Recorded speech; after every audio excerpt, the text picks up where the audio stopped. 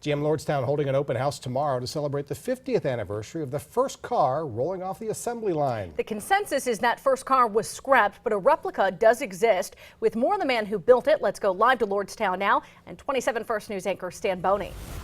Stan?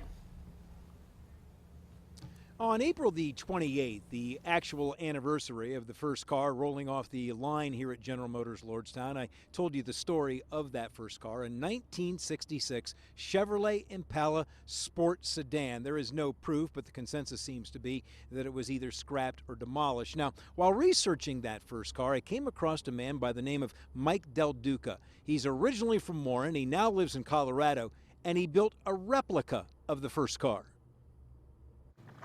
The replica of the first car ever produced at the General Motors Lordstown plant sits in Mike Del Duca's garage in, of all places, Loveland, Colorado.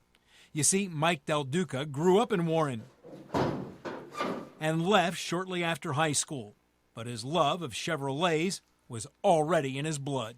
Every time the new Chevrolets came out, like the first day, my dad would load me up in the car and we would go down to Martin Chevrolet and look at all of the new models. Mike Del Duca was 9 when the first car, a 1966 Chevrolet Impala Sport Sedan, rolled off the line, and he vividly remembers seeing a picture hanging in Martin Chevrolet's showroom.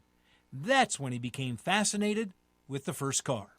Around the year 2000, we started trying to figure out where this car went. Though he could not document it, the consensus was the first Lordstown car had been scrapped. As the 40th anniversary of the first car approached, Del Duca, who loved old Impalas, decided to build the replica. This car right here was in my backyard. He hired a body man and a painter and redid the outside to look like the original.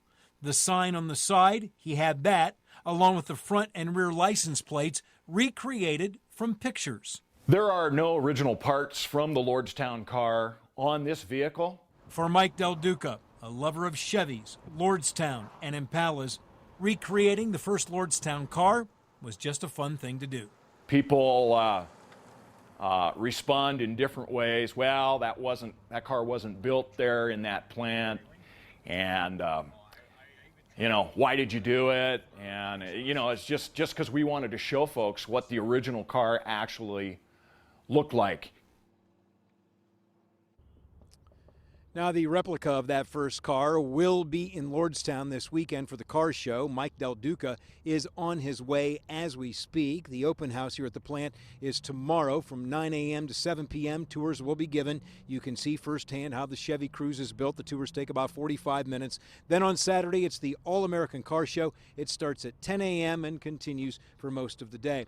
Also want to remind you that tonight at 7:30 here on WKBN 27 First News, we will air a half-hour special titled Farms to Fast Lane, 50 years of GM Lordstown. We'll recall the past, discuss the present, and look ahead to the future. That's tonight at 7:30 right here on WKBN. And this evening's program will also include an interview I did earlier this week with the new plant manager, Rick DeMunk, and I'll have a preview of that interview coming up tonight at 6. Live in Lordstown, Stan Boney, WKBN 27 First News.